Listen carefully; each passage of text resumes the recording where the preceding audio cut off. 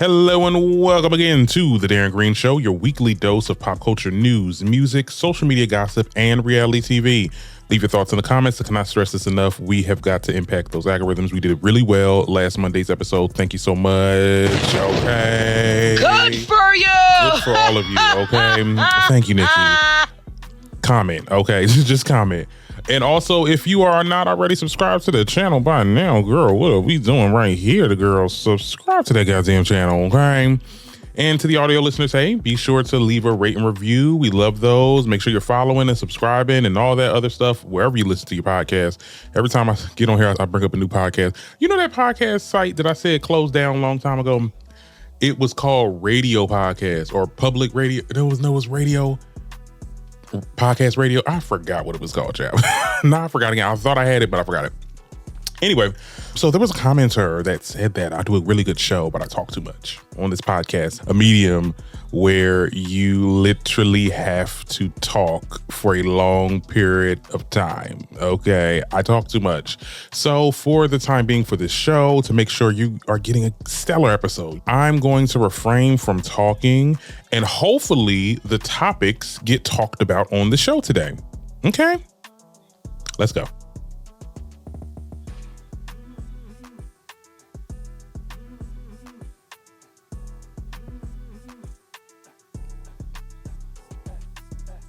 Okay, anyway, so that was dumb. And look, I thought I wasn't gonna give mean comments energy, but it's just so fun to like clap back and all that stuff. But anyway, so not much has happened this week. As for the weekend report, still applying for jobs, getting these little runarounds and come up here, and it's very much bleak out here, but I'm still going, I'm still trying. I've learned more.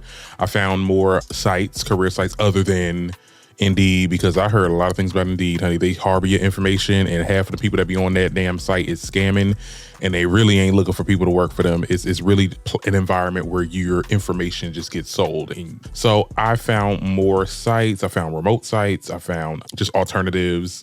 Like I told y'all about Bandana. So it's very interesting finding the new ways to finding work. This market is trash. We're going to get into that a little bit later. We have a lot of topics to get into, actually. I wanted to talk about this very briefly. I wasn't going to make this a topic. I was just going to mention this in the beginning of the show because it's just hard to look away. But the protests around the nation. Hold on, let me turn it up. Shout out to the American people. Okay, so over 600,000 Americans flood the streets for a nationwide hands-off protest against Trump and Elon Musk over government policies. Shout out to them. I did not know that this was happening on Saturday. This happened like literally on Saturday. I had other engagements that I made commitments for, unfortunately, but I would have definitely showed up to one of these, either been the New York one or the Philly one. But I know my hometown in Trenton, shout out to Trenton, okay, because they was doing protests downtown too. Had no idea. I mean, it's good that, we're doing our civic duty. At the end of the day, protesting is a civic duty. Okay, I don't care what nobody says. Okay, protesting is a civic duty. The fact that I had to block I had to block like 50 people this weekend on Twitter because the propaganda is propagandaing, and I swear Elon must be unblocking himself from from accounts, child. I'm telling you, because I swore I blocked Elon Musk for some time now. And now I was seeing his post talk about oh yeah, we need to prosecute these people, or they're saying, well, the whole thing is they're saying that people are being paid to go to these mass protests. There's an organization that's funneling money and giving it to citizens to essentially protest, and that this is not a real thing.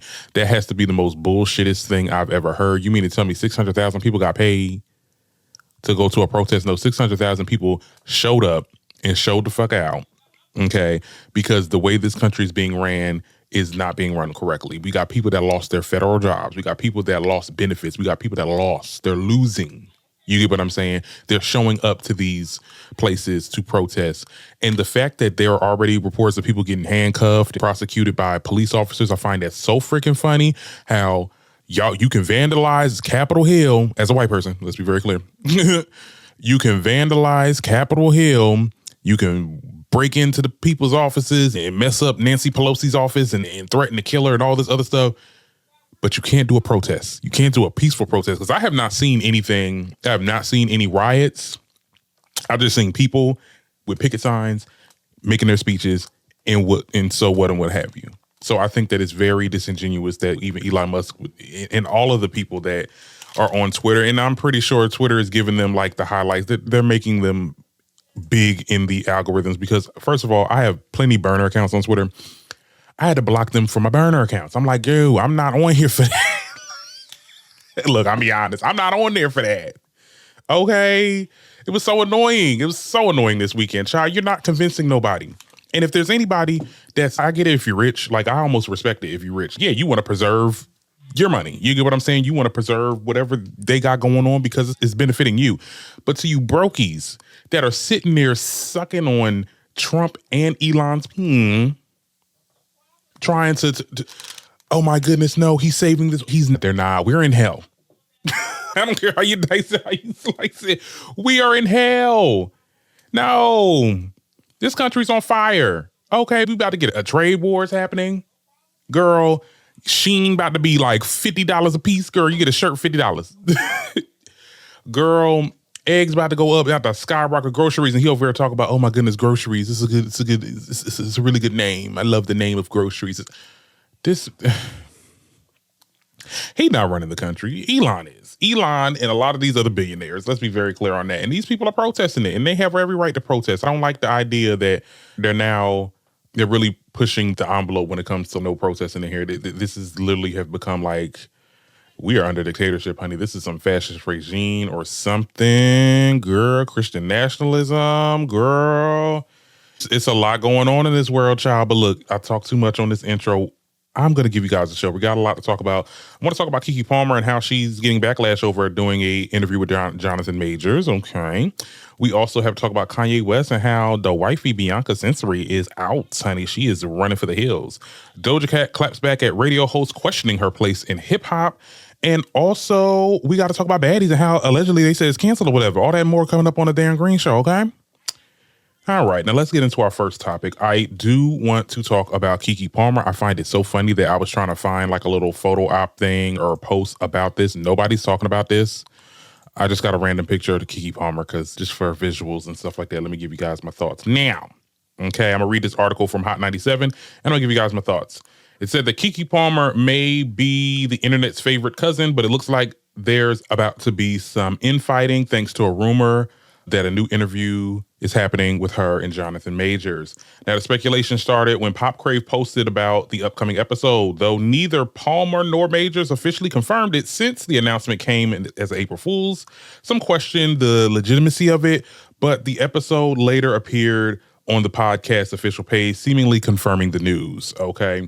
Now, the reaction online was immediate and divided. Some fans didn't see the issue with Majors appearing on the podcast, arguing that anyone who disapproves could simply ignore the episode. Others, however, were outraged, pointing to Majors' recent conviction and questioning why Keke Palmer, who has spoken about her experience with domestic violence, who offered him a platform. Critiques also resurfaced past comments she made defending controversial figures, further fueling the backlash. Social media erupted, okay, with heated debates, with many slamming Palmer for aligning herself with Majors. She brought up Michael B. Jordan's previous public support of the actor, questioning why celebrities continue to stand by him despite his legal troubles. Others referenced Palmer's own past struggles, arguing that her decision was particularly disappointing, given her history. At the same time, people are defending her, pointing out that she has apologized for the past comments, that podcasts often focuses on discussions about accountability and growth.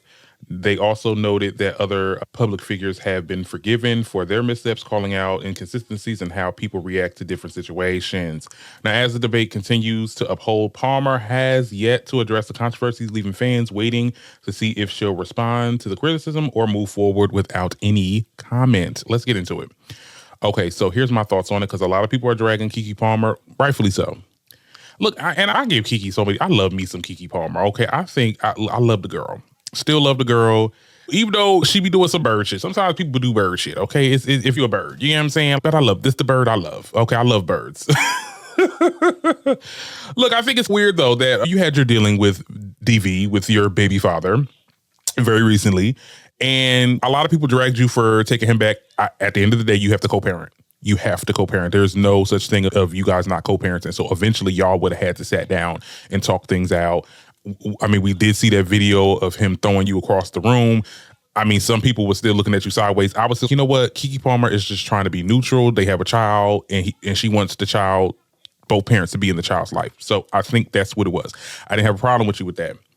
But then when we look back a little bit further, you had your conversation with Trey Songz and how he sexually intimidated you. Like, those claims came out back in the day, and it just makes the viewer question your psyche a little bit, because it's just like you had all these dealings and you are having an abuser that didn't have nothing to do with you. I mean, you didn't get abused by this person, so I guess it doesn't matter as long as it was not done to you. You're having this conversation with this person when you know this person is using Black women to come back into Hollywood and to be in the good graces with the general public again. It just does not make any sense.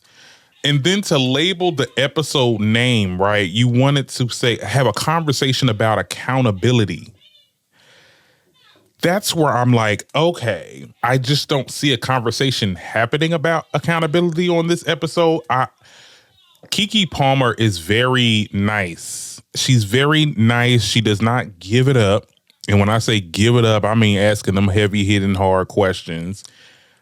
I don't see her pushing the envelope if we're going to have a conversation about accountability. You get what I'm saying? Are we gonna talk about the audio a little bit more? Because he did talk about this on Complex. The interviewer for Complex asked him a question and he just talked about something else. The interviewer didn't really push the issue. I don't see Keke Palmer pushing the issue. Remember, Keke Palmer is also a celebrity. I don't trust celebrities doing content like this. I don't trust celebrities being like a Barbara Walters. You get what I'm saying? Or 60 Minutes or something like that. Like, you're not going to ask the questions. Had there been a celebrity back in Whitney Houston days, remember that girl? I forgot that white girl that did that damn interview, and she showed pictures of Whitney Houston being like looking real skinny and pale. She's like, this doesn't look normal. Do you see this? Most iconic interviews of all time. Nobody would do it. It would not be happening nowadays, okay? Because we got these celebrities running these damn podcasts and they being nice and friendly with their celebrity peers. Let's be very clear on that. And I see this as a fluff piece. I seriously see this as a fluff piece. Now, I'm going to watch it. Am I going to watch it? I'm just going to watch some clips. You know what I'm saying? Like, I'm going to watch some clips. I might watch a little bit sector of it or whatever, because I know that this is going to be like 80% like promotion of the movie that he's doing for Zeus and promotion to what he got going on and talking about him getting married to Miss Megan Good, honey. And just going to be like 20% on, okay, yeah, let's talk about this little white girl that I beat up or whatever back in the day. Okay, yeah, whatever. I don't see this happening. I don't see this being anything of good content, okay? Now, if she does come with the heavy-hitting questions, I will be corrected, and I will come back on here because we probably going to talk about this once the episode drops on Tuesday. I will be like, you know what? She ate that. She did that. I'll take back everything I said, but I just don't see it. This is just going to be another PR interview, the same one that he did for Sherry Shepherd and the same one that he did for Complex, and the same situation with this marriage announcement to Megan Good, his biggest PR. Megan Good is the PR president. Okay, let's be very clear of Jonathan Majors. But my thing is this also too, are we surprised? Are we surprised that Keke Palmer is, a lot of people call her pick-me. I say this to people all the time. Every time I say this, people don't believe me, so I believe y'all not going to believe me either, but I'm going to say it anyway. Keke Palmer is that type of pick-me, right? There's two types. I feel like there's two types of pick-me's. I don't care about one type. The other type, I'm like, okay, I'm a little indifferent. I mean, I get it. This, that, and the third. You got your types that's your pearls. Okay, that's the girls that come for other women saying that this is why you ain't got a man and this is why you're lonely and this is why and you show your ass, and like a Sherry Shepherd vibes, and very judgmental to the younger generation of women or the women that choose to show their body and stuff like that. Like very, I would say, anti-feminist and more pro, like they're male-centered to the point where it's just, I don't hang out with girls. Like I only hang out with guys because girls are too drunk. That's the type of pick-me. You know what I'm saying? That's the ones I don't like. And then you got the other pick-me's. Okay. The pick-me's is like, who y'all about to get me for this? Because people call Beyonce a pick-me, but I think she's the type that's just, I just love my man. You get what I'm saying? I love him to the end of time, the end of the earth, and this, that, and the third. And I just love black men and black love and black. And sometimes you get a little, when you think like that, your brain gets a little hazy and just, we got to protect our black men, even the bad ones. And I feel like that's where Keke falls into. You get what I'm saying? She falls into that.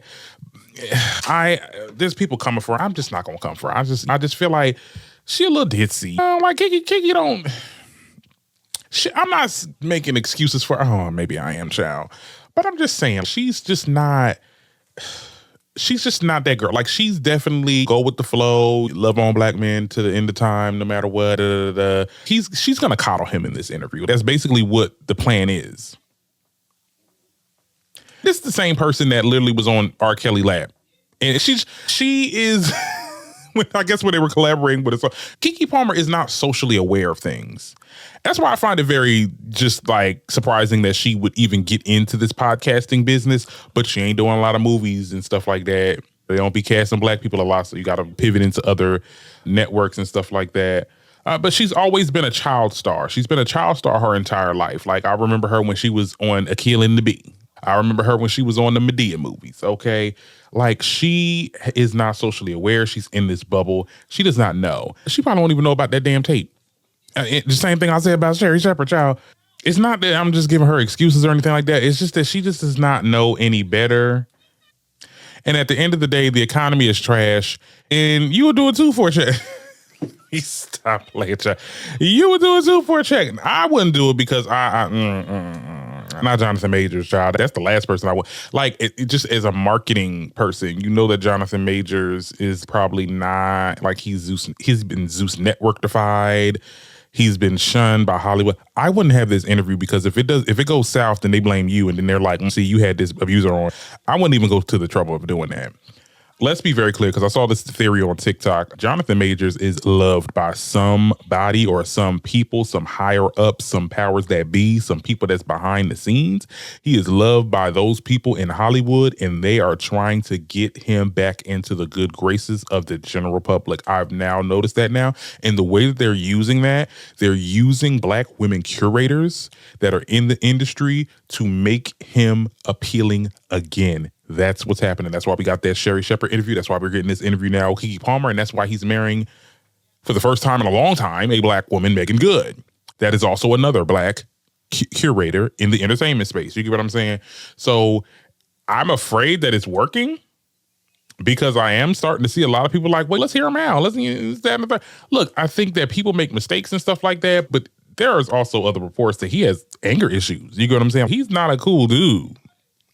Look, this is y'all gonna call me a hater, so I guess I'll just take it, whatever. But y'all will tell me what y'all think about that in the comments. I think that it's weird. We will follow up on the actual interview and sit down, because I'm pretty sure it's gonna be a thing. We will see what happens, and we'll get back with you. Other than that, we can talk about Kanye West, child, because Kanye West has been going through it, okay? Do I have a little video? I don't have, oh yeah, I do. Girl, he's been going at it. So apparently Bianca Sensory has split from Kanye West, and he is desperately wanting her back. In a new song titled Bianca, his lyrics make it appear his wife had left him over social media rants, over him voicing his support for the NAZIS and the Mustache Man. Okay, on a track, Ye raps, my baby ran away, but first she tried to get me committed, not going to the hospital because I'm not sick, I just don't get it. Ye reveals that he became aware of Bianca taking the car and trying to skedaddle, and he has a tracking device inside the Maybach app or whatever. When you got a Maybach, there's a tracking device, child. Okay. He calls her a bitch.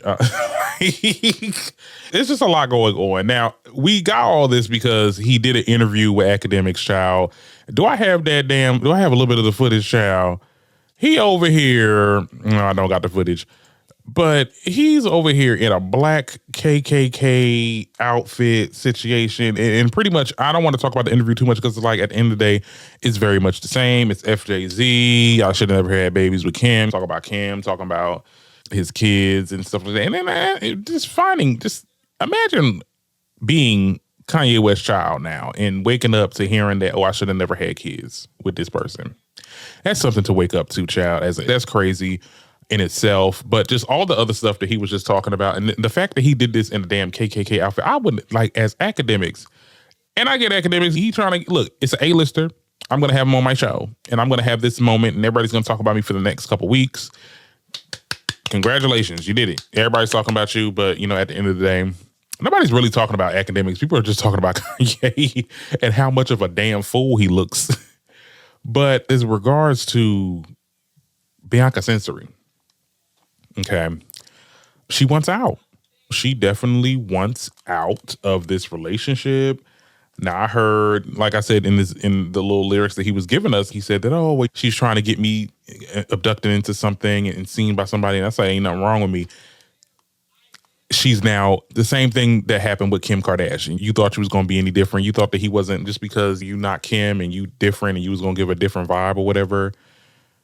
You thought that he wasn't going to go crazy, and then you had to be forced to be like, okay, you need to talk to somebody because you're scaring the hell out of me. This is what you married into. You get what I'm saying? He made you into a new version of her. Like, it is worse because now he's making you walk around with your stuff out. Okay. So I think that, yeah, I'm pretty sure she's definitely, oh my goodness, this is not what I bought into. You sure? You think? You had all the time in the world to notice it when he was with Kim.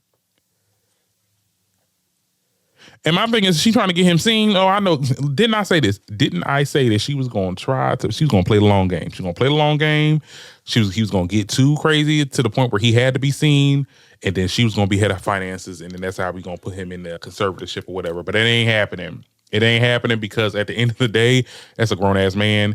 And they're not like that with the men. You know what I'm saying? If they go crazy, they have to go into their own accords. Unless he does some bodily harm, unless you're able to prove that he's done some bodily harm, which is probably going to be next. That's probably the next thing, because what more can he do at this point, right? But until then, honey, you going to be his wife and playing these stupid damn games. Okay? It really is nothing else to say. Everything he's, like I said, with the whole interview with academics, he's said the same thing that he's been saying for the longest. The tweets have subsided. I haven't heard any tweets, or people are just tired of it now. It's just like to the point where it's just, okay, we gotta just ignore the crazy man on the damn subway. Like, that's wilding out. I don't know. I've thought to bring it up because it was a big topic, but yeah, we can move on off of this, girl. I don't have nothing else to say. Now, what I wanted to talk about too, Doja Cat was in headlines, okay? Now, apparently, there was a clip on the Apple Music's Rap Life review that went viral. People starting to rehash old drama and questioning things about hip hop and stuff like that. And one of those topics was Doja Cat, of course. The host, Eddie, admits that she raps well, but still said that she's not hip hop. I was going to read all this, but I'm actually going to play the video for you guys on what exactly they said, girl. Spo, Eddie, you looking forward to this? Does this hit at the gym? Nah, not really. But wait, Doja's not pop enough for you. She cool. Like, she's really good at music. She just don't, I don't know, man. Really? I don't know, man. She just don't, like, she does rap well. Like, she raps well. She does everything musically. She just don't, it seemed off with her in hip hop, man. It's, yeah, you do the music part. Well, again, this is a conversation we always have. There's rap and then there's hip hop. And Doja can rap. And we seen the old videos where she's breakdancing. Like, she does the music stuff, right? But you don't like the demonic stuff that threw you off. The racial chat room showing feet. Like, back in the day. Yeah, she don't really, you know what I'm trying to say without trying to say it. So I don't really, she's whatever. She ain't black enough. I didn't say that. She too light skinned. You can say that. I didn't say that. Oh, I'm trying to narrow. I'm trying to just get specific. Bro, child, you never got it. You never got it back when it was with Nicki, and you don't have it now. Okay, this is why I say people, non-black people that, and now this is a black person that said those things, so I'm not talking about him. We'll get into him in a second. But as regards to Ebro and that little show that he got going on, it's always non-black people talking about dictating or saying what they want to say about something that they never even created. Black people created hip hop. We define what hip hop is. Hip hop is always ever changing. And that's just that on that. Secondly, Doja Cat did respond, well, seemingly, because she responded on her ex account basically saying that I don't want to stand up for myself in regards to all these lies being told because, to be honest, I don't think that it will make a difference. I've just learned to let ignorance be and let people learn and use their own discernment. She doubled down by making it clear that she's not here to prove anything. She says in quotes, if you watch the news and believe it all, what kind of person does that make you? I'm enough. My music is enough. My word is enough. Everything following that is everyone else's problem, not mine. Period, Doja Cat. So, here's the thing. As regards to this interviewer that was on, that he was saying that I don't see it in bringing up the tiny chats situation. And I was very critical of that at that time, or I was lenient towards her, but looking back at it was like weird. It's weird behavior. Let's be clear. Two things could be true at the same time. I always say that. I think Doja has done some questionable things. She has said some questionable things. Very questionable. Very, maybe you shouldn't did it like the didn't do nothing thing. Got you, right? But also at the same time, Doja Cat is a hip hop artist. Like, Doja is hip hop. I don't care what none of these non-black creators or curators have to say about it. But see, I had to remember, y'all did the same thing to Nicki. This specific person, Ebro, because we were seeing you throw in them little things like, oh, you don't like the demonic stuff, you don't like she not black enough. Like he was feeding him like reasons as to why Doja Cat is not hip hop. Y'all did the same thing when you was with Peter Rosenberg in that damn radio show. You still got the radio show, whatever. But like you and Peter Rosenberg tried to sit there and say that Nicki was pop because she did Starships and said y'all wasn't gonna promote that music or that album because it was pop or whatever, this, that, and the third.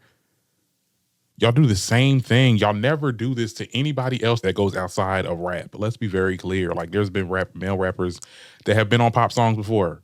You get what I'm saying? But y'all had an issue with Nicki because she did a little pop. She did a little pop album and ain't never come back. Y'all done bullied this girl into going back into hip hop and then she'll never return. She don't even want to perform her old songs no more.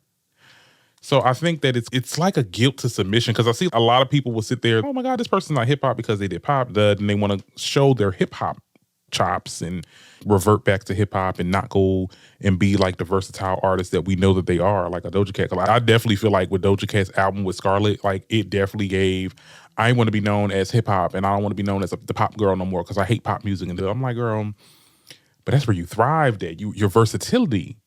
No, it's people like Ebro and a lot of these people, these non-black curators half the time, that be saying what is hip hop and what is not. Hip hop could be whatever it wants to be. Hip hop evolves. Hip hop has evolved.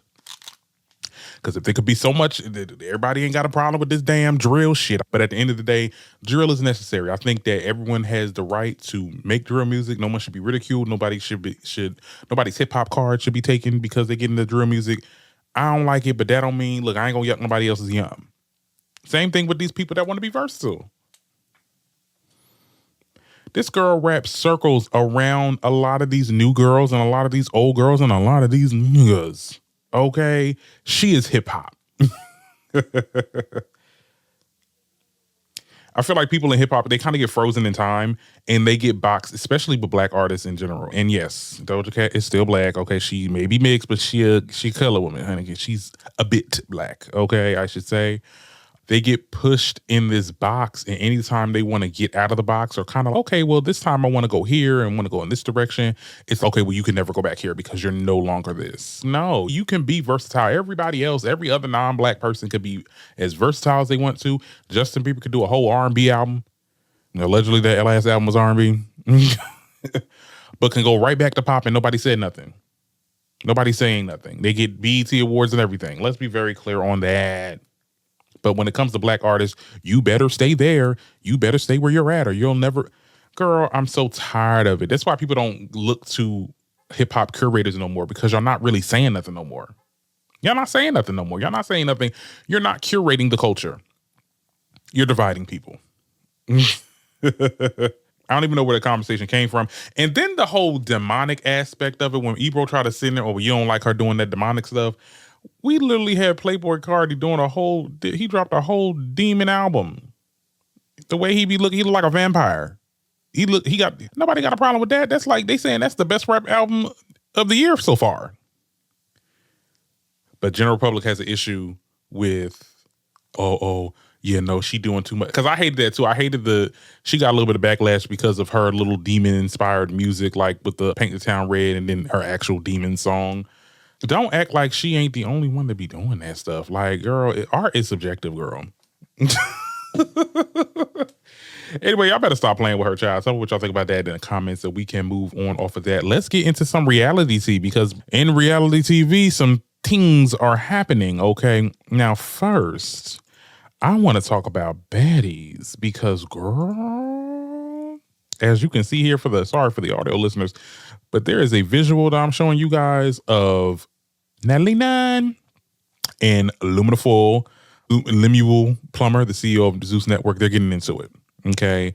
She's over here screaming. She's basically saying, I got stuff on you and you holding me hostage and you got securities and these other girls trying to get at me and this, that, and the third. It was a whole thing that happened a couple of days ago. Now, the story behind this, because I'm trying to follow it as much as I can, but they're saying that Lemmy and Natalie are not getting along, and this is happening during the taping for Baddies Africa. Well, I heard that Stunna Girl, you all know, that Stunna Girl was slated to have a short appearance on this show.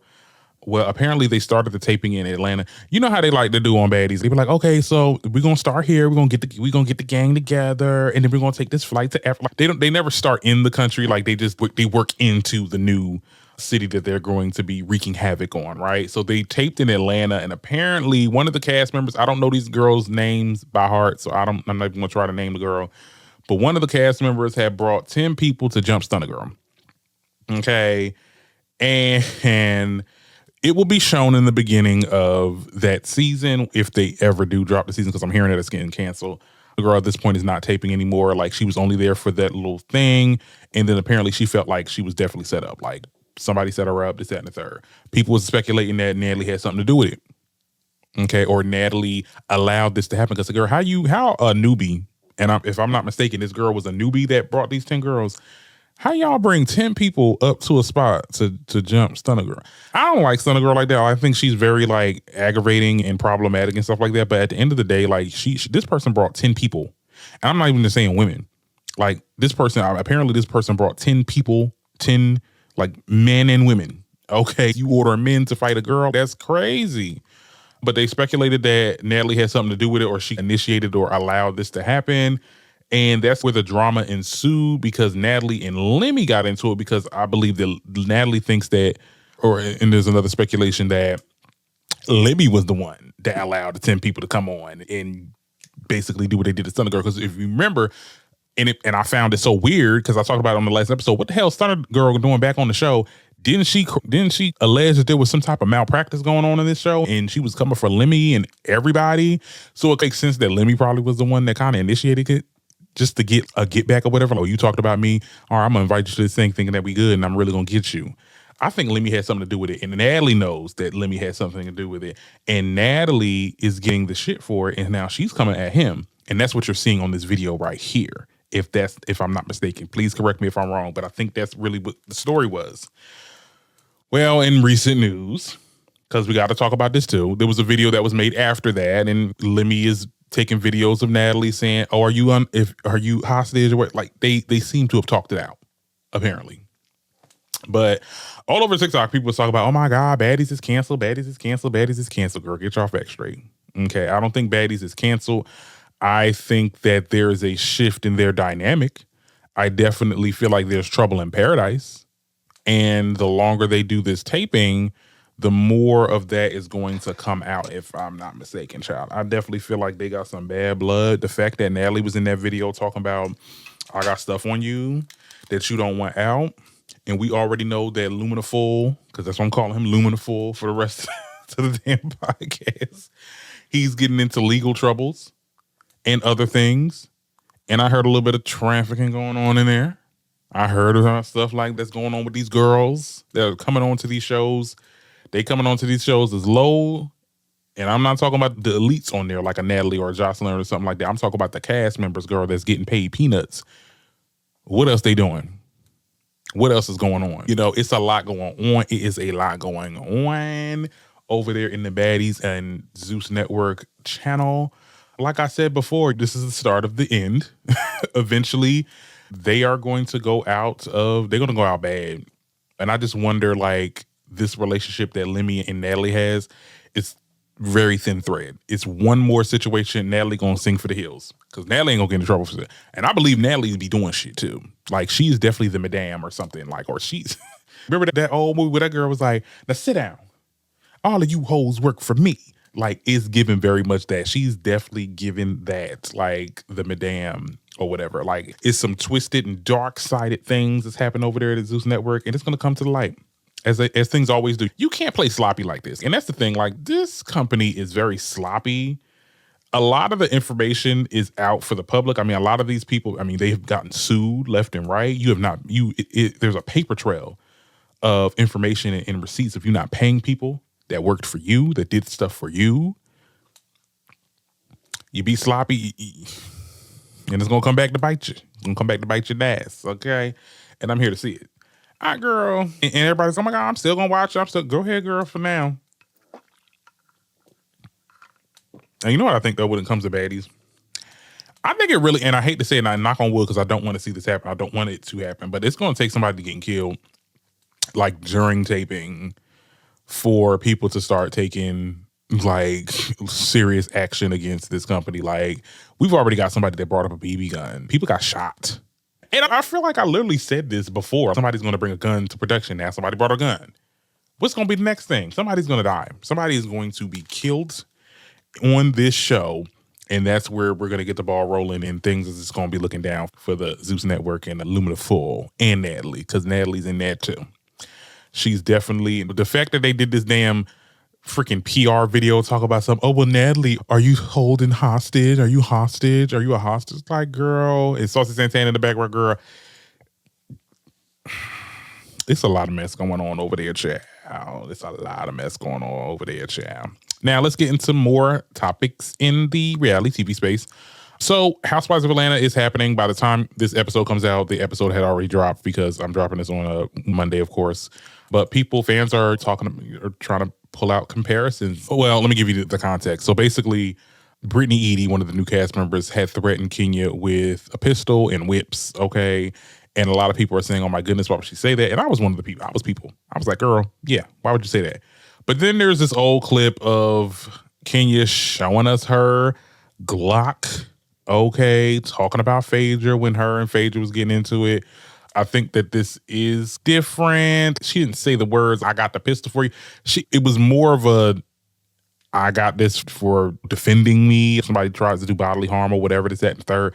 I don't know, child.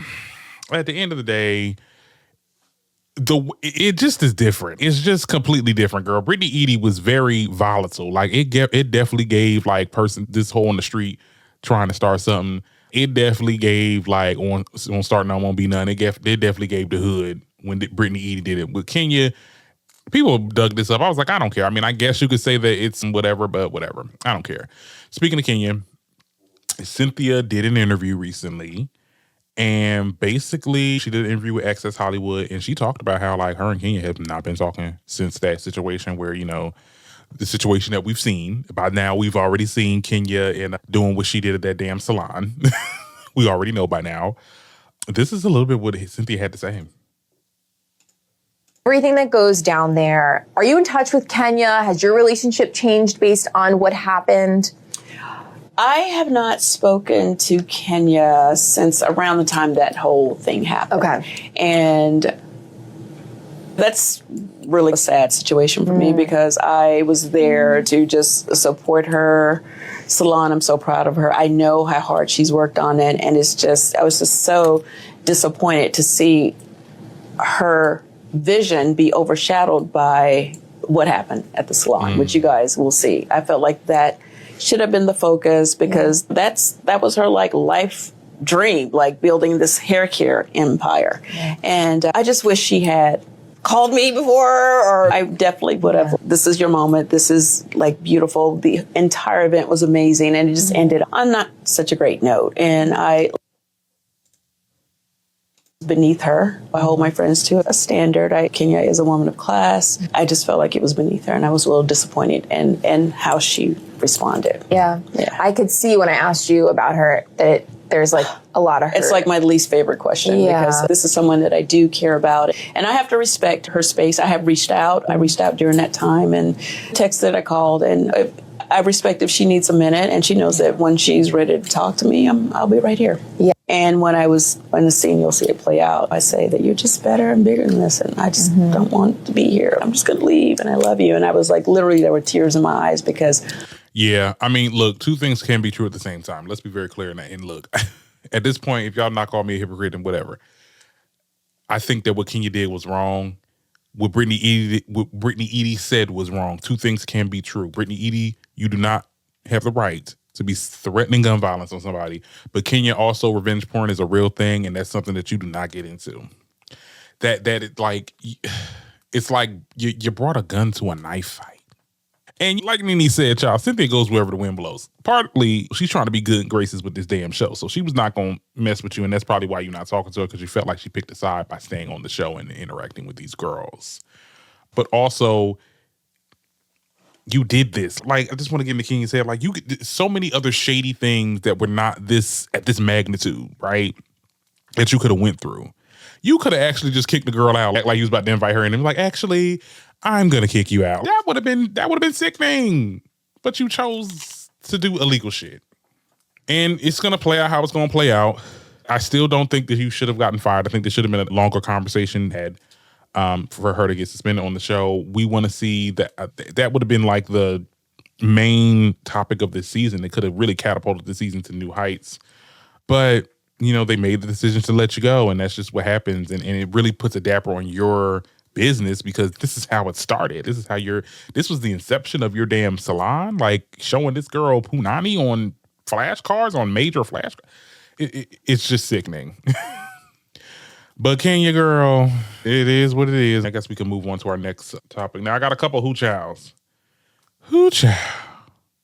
Because I didn't want to make this a big topic, but girl, why did Terrence Howard say Diddy tried to fuck him?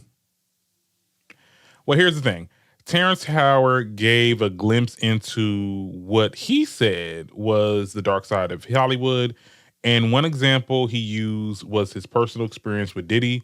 The film and TV actor recently goes on as a guest at the Patrick D. David's PBD podcast, where he claimed that he was targeted by Diddy for sex under the guise of acting coaching.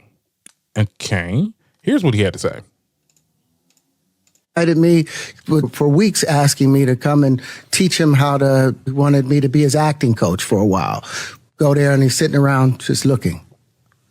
I'm like, okay, what's the material you want to work on? He's just looking at me.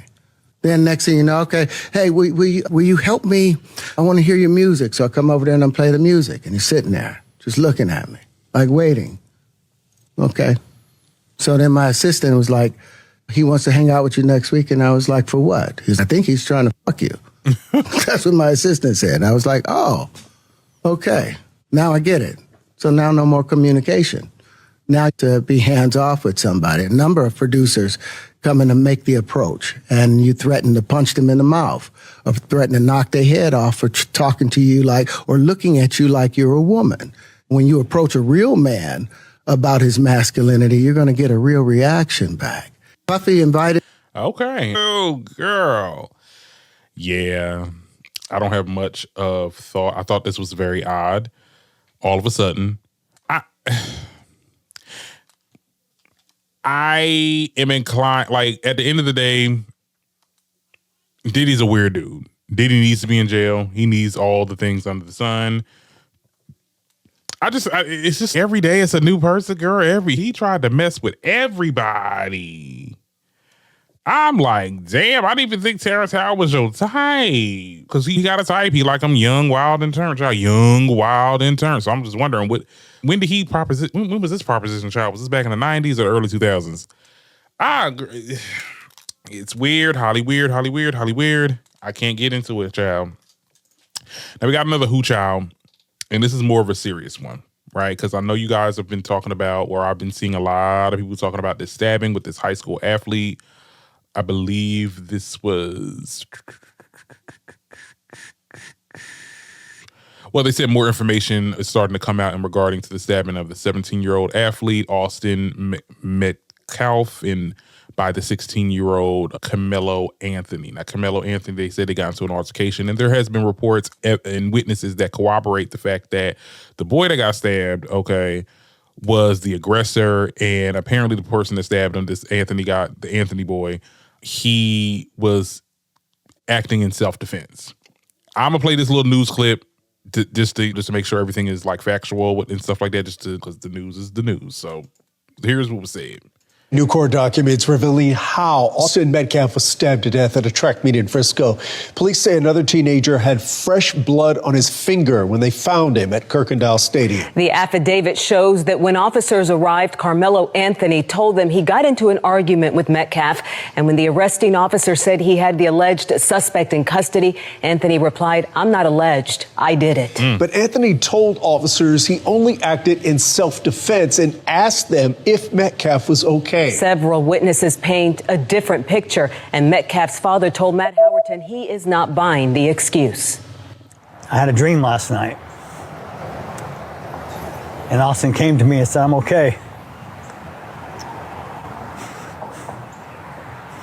It gives me peace.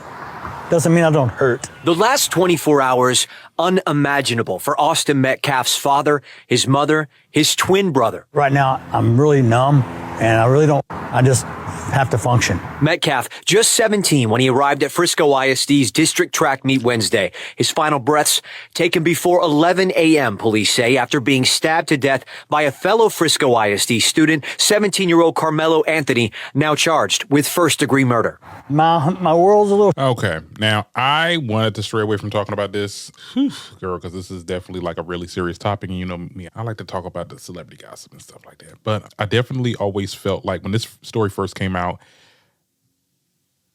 I'm going to be honest, and killing is bad. And self-defense is self-defense. You know what I'm saying? If I'm defending myself, I'm defending myself. But there has been witnesses that corroborated with Anthony's story saying that this was self-defense. Now, would I have went in a bag and get a weapon if we were over here fist fighting? Absolutely not. Things can happen. When you fighting, I remember I had a conversation with this girl that fought somebody when she was working at Popeyes. She said in her mind, like she almost was literally about to put this girl's face in a fryer. I'm like, girl, you could have really lost your life.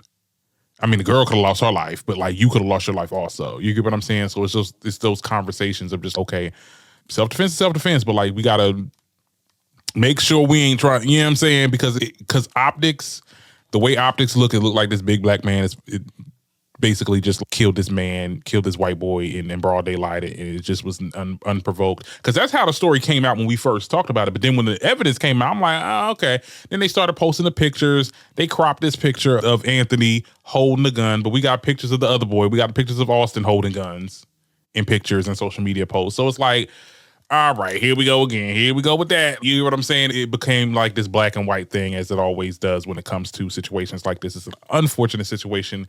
Austin should not have died, but also we have to be careful who we want to get rowdy with, okay? At the end of the day, self-defense is a real thing.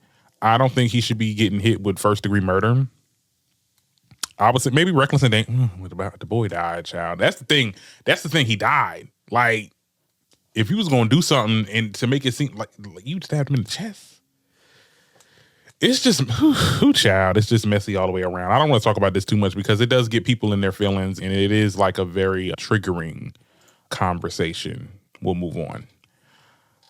Child, y'all heard about this girl? Trump extends TikTok sale deadline by 75 days.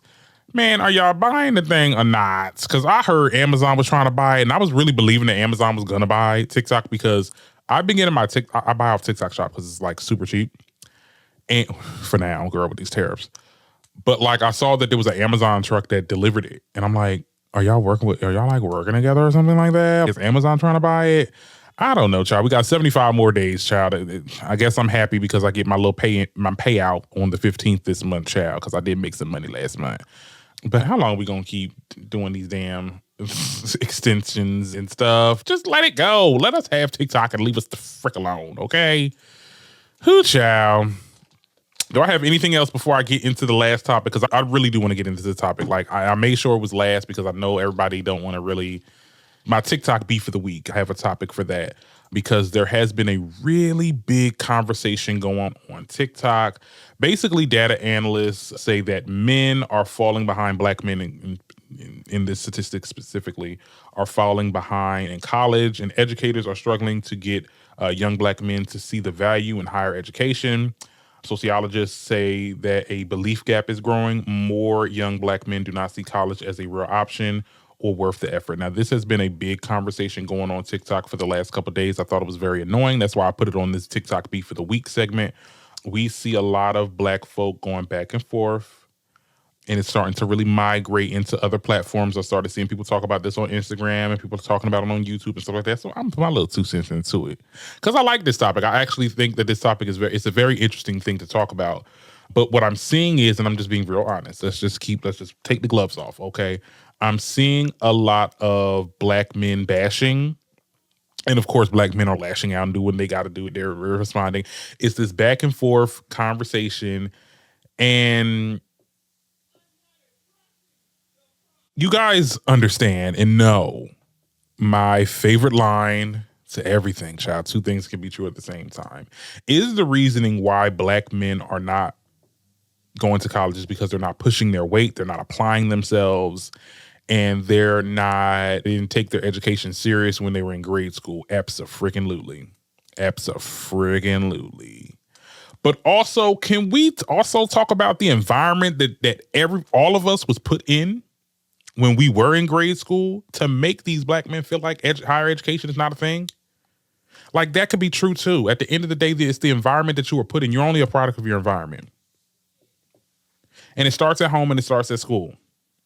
Everybody want to talk about how, I remember this Black class clown, and he never took his stuff serious, and he's the bully me, and it's a lot of anecdotal experiences, and I feel like a lot of people that got burned by people, possibly a Black man, probably did bully you back in your time. I got bullied by Black men plenty of times. Let's be very clear, my peers in my school, because they saw that I was a little bit flamboyant, and they didn't like that, and this, that, the third. I done grown from that. I don't look back at that. And I think that a lot of people are looking to that and that's the man. That's them. See, that's them. They were bullies and they were bad and they were class clowns. And now they're not going into higher education because they're making it a punching bag. And my thing is this, like, I want to look inward and not just look at the exterior of things. Like, yes, we understand that there was a lot of Black men that did not apply themselves, but I understand that Black men were groomed. You either gonna do trade or you're going to try to do sports. You get what I'm saying? And that was pushed on them. And they never saw college as a way out because when you look at things, college is, and I can say this because I have a degree. You get what I'm saying? I went to college. I did the 4 year. Actually, I did 5 years because I transferred and I had to be a freshman again. So I've been in college for about 5 years. And one thing that I do know is that since I graduated 4 years ago, I have not found a job, a entry-level job. I've been working, but I have not found an entry-level job since I graduated. People are looking at that. People are looking at the fact that, everybody wants to put out statistics. Oh, Black men are not going to college. Let's talk about the statistics of Black men in the workforce, because that's a real statistic that you can look up. A white man with a criminal record is more likely to get an entry-level job more than a Black man with a degree. And that's like, nobody wants to talk about that though. That's a real statistic that you can actually look up. Like, I actually saw it myself. Again, it was .org, honey, not .com. So when you see that, and when you see people that actually went to college and is going out, like before I even graduated, in the alumni that was before me, I talk to them, I speak to them, and it's, oh my God, I'm sitting here vegetating. I'm trying to find work and work is not happening. I'm applying to these jobs. I'm applying to 50 jobs. Hell, I applied to 60 jobs last week. You get what I'm saying? It feel like I got a criminal record. It really does. Because the amount of entry-level jobs is just not there. And let's be clear about this statistic. It was only done within HBCUs. Not colleges in general, because let me be very clear, child. A lot of Black people be in PWIs. At one point, my school, New Jersey City University, I thought that was an historically Black college because there was so many Black people up in there. So I think we got to change this statistic a little bit. Like, we got to change it around. We got to make this universal and look at the Black people that's in all of the colleges, because I think that there's a big disconnect here. Yes, there's a lot of non-Black people going into these HBCUs. I think it was Howard that they said it was a lot, like there's more of a non-Black consensus of students in the male department more than there are Black male students. I get it. Not a lot of people are going to HBCUs no more. And I just think that people are just no longer buying into college, okay? Like I just told you, I had my degree and this, that, and the third. And yes, people are going to sit there and say, oh, well, you got a media arts degree. You got a media arts degree. Like arts degree is not going to get you nowhere. It's not going to get you no jobs. You got to be an engineer. Try to get an engineer or IT or STEM, medical. You get what I'm saying? And I've seen examples of people that are in these actual fields and they don't get work either. Even in the medical field, you start off at 50,000. That's if you get the job. You get what I'm saying? And that's if you get the pay grade, because they're trying to lower the pay rates. And I've seen a video just now of this person that had an engineering degree. He had an engineering degree and he was a Lyft driver full time. Those are the degrees that get you there, that they're supposed to get. So my question is, what degree should I apply to? What degree should I go for if I'm going to be given a job? You get what I'm saying? It's not, the market is trash. The market is trash. It is shown time and time again that it don't really matter if you got a degree. They want experience. They want people that's already like that know people, that get people in because they got family members or they got friends in powerful places and stuff like that. You're not getting I've seen people been unemployed for 2 years, and that's scary to me because I'm unemployed right now and I need to be working. I cannot sit here and vegetate in this I start going crazy. You get what I'm saying?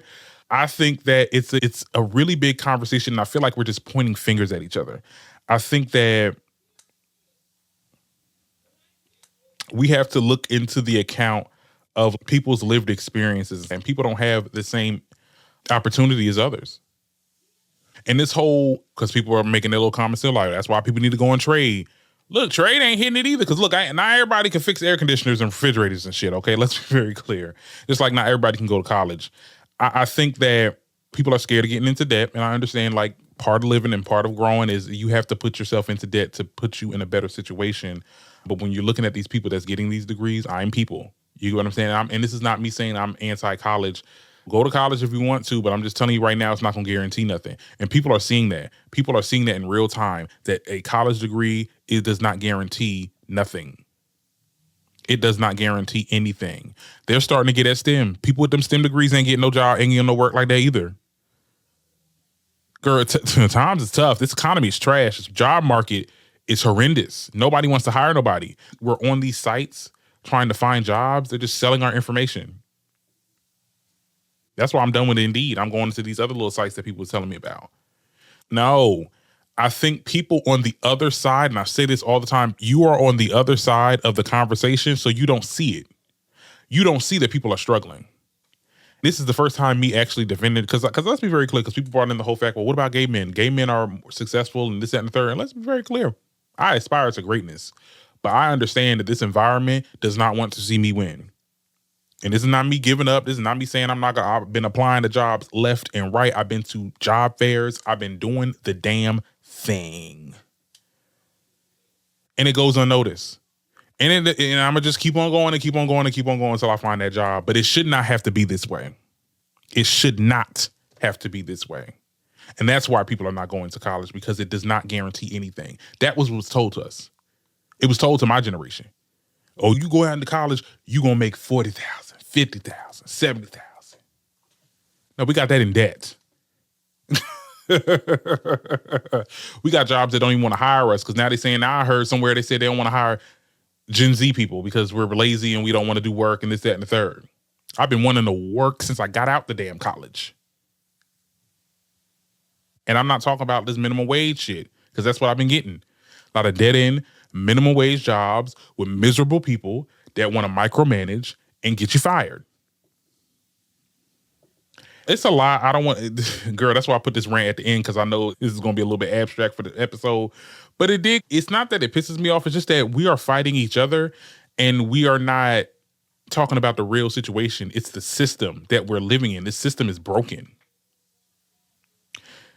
We can blame black men all you want, the ones that was class clowns, the ones that did not apply themselves, and that is a real thing. If you did not apply yourself to work hard and to work for your goals when you were younger, yes, it's gonna bite you in the ass when you get older, because you're gonna grow up and not know what you want to do, and crunch time, rent, this, groceries, prices, like you have to do what you have to do.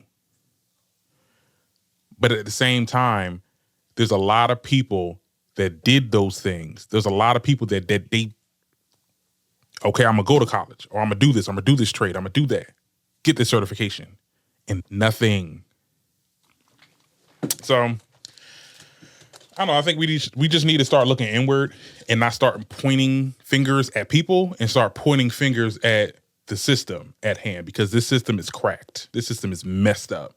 I mean, we got people losing their jobs, they federal job. It's a whole lie. It's a whole lie, girl. But what do I know? I'm just a podcaster talking shit and saying what I need to say, girl. Y'all would tell me what y'all think about that in the comments. Hope you like this episode. I talked a lot. Now I got to eat. Okay, because I'm hungry. I will see you guys with the next episode. We will be getting into Real Housewives of Atlanta. Hey, that's going to be the next episode. With that, we got to talk about that Kenya stuff. And maybe you'll get like another episode throughout the week. I know I always promise this, but it'd be a lot going on in the week, child. But I promise I'll be more visible than what I already was for the show. Okay? So I will see you guys next time. And you guys have a good one.